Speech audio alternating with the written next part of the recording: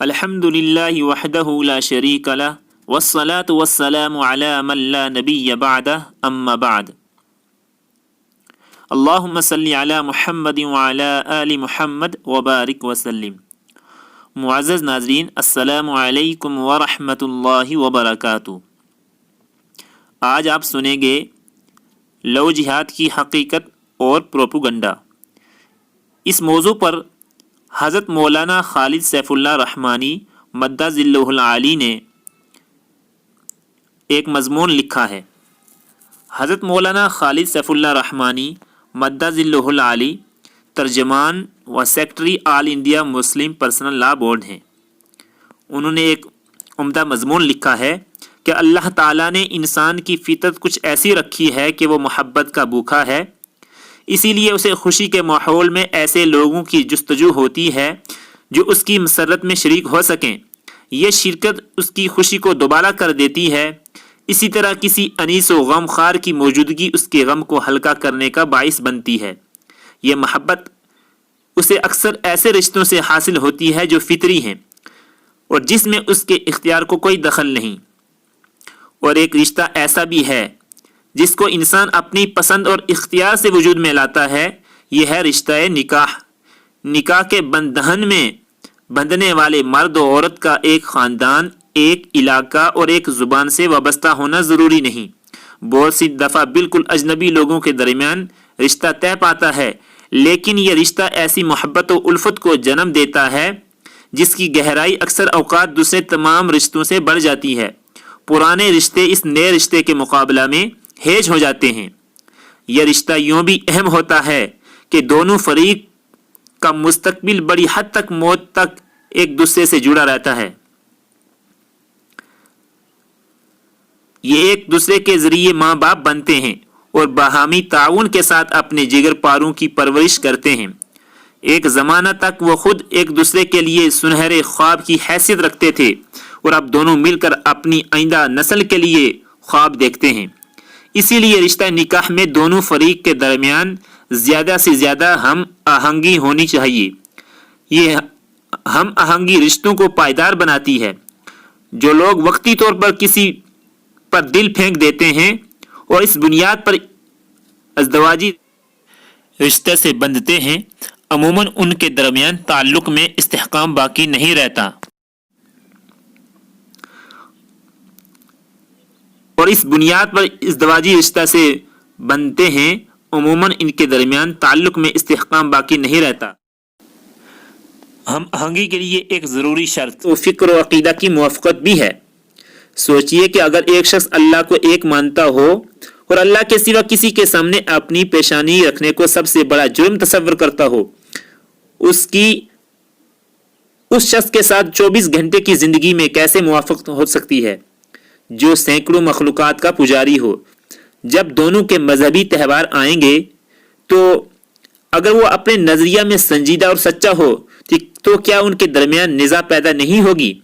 جب اولاد کی تعلیم و تربیت اور ان کی مذہبی وابستگی کا مسئلہ آئے گا تو کیا آپس میں کھینچ تان کی نوبت نہیں آئے گی؟ یقیناً آئے گی۔ اسی لیے اسلام میں جو چیزیں نکاح میں رکاوٹ مانی گئی ہیں، جن کو فقہ کی اصطلاح میں موانع نکاح کہا جاتا ہے، ان میں ایک اختلاف دین بھی ہے۔ اس کی تفصیلات کو 3 نکات میں سمیٹا جا سکتا ہے۔ اول یہ کہ مسلمان لڑکی کا نکاح کسی بھی غیر مسلم لڑکے سے نہیں ہو سکتا، خواہ وہ یہودی ہو، عیسائی ہو یا کافر و مشرک جیسے ہندو، بدھسٹ وغیرہ۔ اور اس کی وجہ ظاہر ہے کہ ایک عورت کے لیے مخالف ماحول میں اپنے ایمان کی حفاظت دشوار ہو جائے گی۔ دوسرے، کسی مسلمان مرد کا نکاح یہودی اور عیسائی عورت کے علاوہ کسی بھی غیر مسلم عورت سے نہیں ہو سکتا۔ ظاہر ہے اس میں ہندو خواتین بھی شامل ہیں۔ تیسرے، مسلمان مرد کا نکاح یہودی اور عیسائی عورت سے ہو سکتا ہے، لیکن اس سلسلے میں 2 باتیں پیش نظر رہنی چاہیے۔ ایک یہ کہ یہودی اور عیسائی ہونے کا مطلب یہ نہیں ہے کہ اس نے حکومت کے مردم شماری کے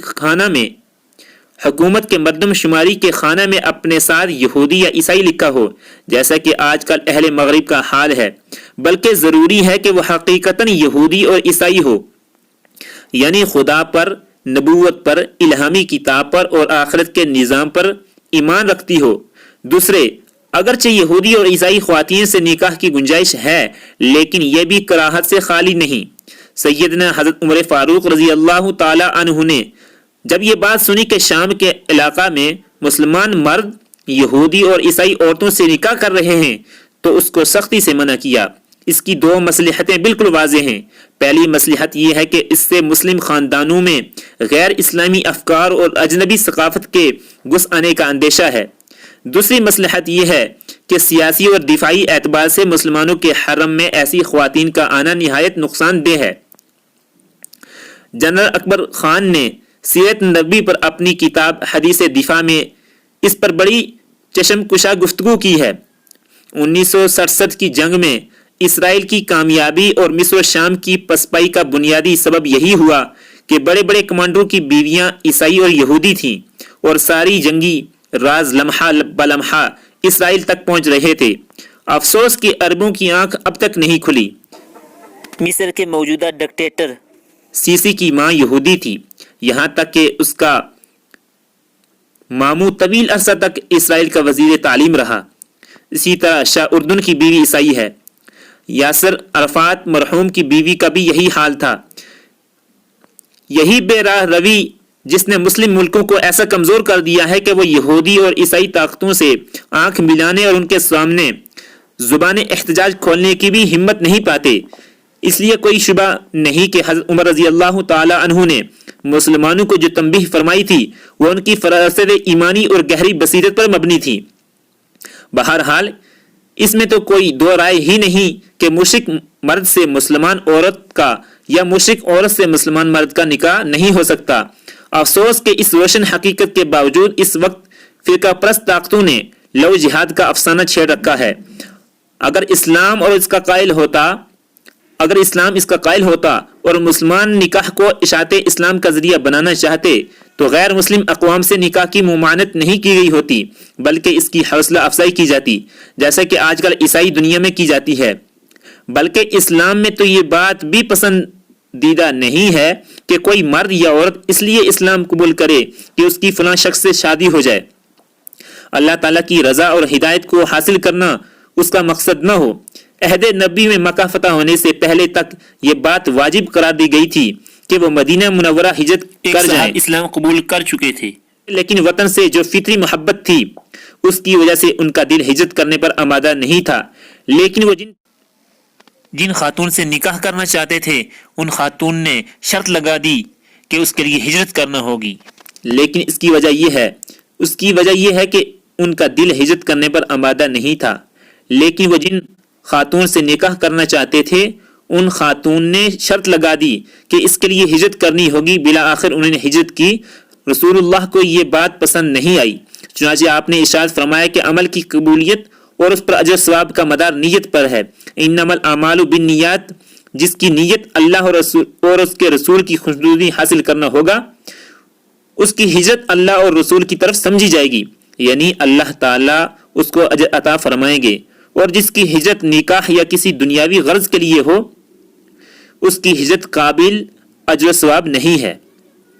تو اگر کوئی شخص دل کی آمادگی کے ساتھ اسلام قبول نہ کرے صرف اس لیے مسلمان ہو جائے کہ فلاں لڑکے یا لڑکی سے میری شادی ہو جائے تو اندیشہ ہے کہ اس کو کما حقہ اجر و ثواب نہ ملے، اور اگر وہ اسی کیفیت پر قائم رہے تو یہ ایک طرح کا نفاق ہوگا، اور عجب نہیں کہ آخرت میں اس کا ظاہری ایمان اس کے منہ پر مار دیا جائے۔ ہندوستان میں مسلمانوں نے ہمیشہ حلال اور حرام کی سرحدوں کو باقی رکھا ہے، اور معتبر اور دیندار مسلمانوں نے کبھی غیر مسلم لڑکیوں کو بحیثیت منکوحہ اپنانے کی کوشش نہیں کی۔ بعض لوگ اکبر کی جودہ بائی سے شادی کا ذکر کرتے ہیں، لیکن یہ شادی راجپوتوں کی رضامندی بلکہ رغبت کی بنیاد پر ہوئی تھی، اور اکبر کوئی عالم دین یا دیندار مسلمان نہیں تھا کہ اس کے عمل کو مسلمانوں کے سر تھوپا جائے۔ حقیقت یہ ہے کہ اگر کوئی لڑکا یا لڑکی اپنی ضمیر کی آواز پر کسی مذہب کو قبول کر لے اور اپنے ہم مذہب سے نکاح کرنا چاہے تو ہمارے ملک کا قانون اس کی اجازت دیتا ہے، اور اس کو تبدیلی مذہب کے لیے شادی نہیں کہا جا سکتا۔ اور اگر موجودہ مخلوط ماحول میں کوئی اپنی پسند کی بنا پر دوسرے مذہب کی لڑکی یا لڑکے سے رشتہ کرتا ہے تو اس کا مذہب سے کوئی تعلق نہیں، اور کم سے کم ہندوستان میں ایسے واقعات بہت پہلے سے ہوتے آئے ہیں اور اب بھی ہو رہے ہیں۔ خود مہاتما گاندھی جی کے خاندان میں اس کی مثال موجود ہے۔ حیرت انگیز بات یہ ہے کہ جس فرقہ پرست گروہ نے اس وقت اس افسانہ کو حیرت کی بات یہ ہے کہ جس فرقہ پرست گروہ نے اس وقت اس افسانہ کو رائی سے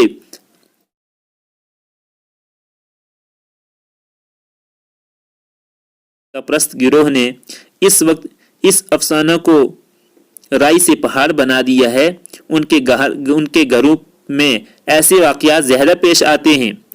بی جے پی متعدد اعلیٰ قائدین کی بیٹیوں یا بہنوں نے اپنی رضامندی بلکہ اصرار سے مسلمانوں سے شادی کی ہے۔ وہیں ایسی مثالیں بھی موجود ہیں کہ بعض غیر مسلم مردوں نے مسلمان عورتوں سے شادی رچائی ہے، اور ایسی مثال بھی موجود ہے کہ بعض دفعہ عشق کے متوالے مسلمان عاشقوں نے ہندو خاتون سے شادی کے لیے اسلام سے محرومی کو گوارا کر لیا۔ فلمی دنیا میں اس کی متعدد مثالیں موجود ہیں۔ غرض کہ ایسی شادیاں مذہب کے اشاعت کے جذبہ سے نہیں ہوتی بلکہ نفسانی جذبات کے تحت ہوتی ہیں۔ اس میں ہندو مسلمان کا کوئی امتیاز نہیں۔ ایسے واقعات کو لو جہاد کا نام دینا جھوٹ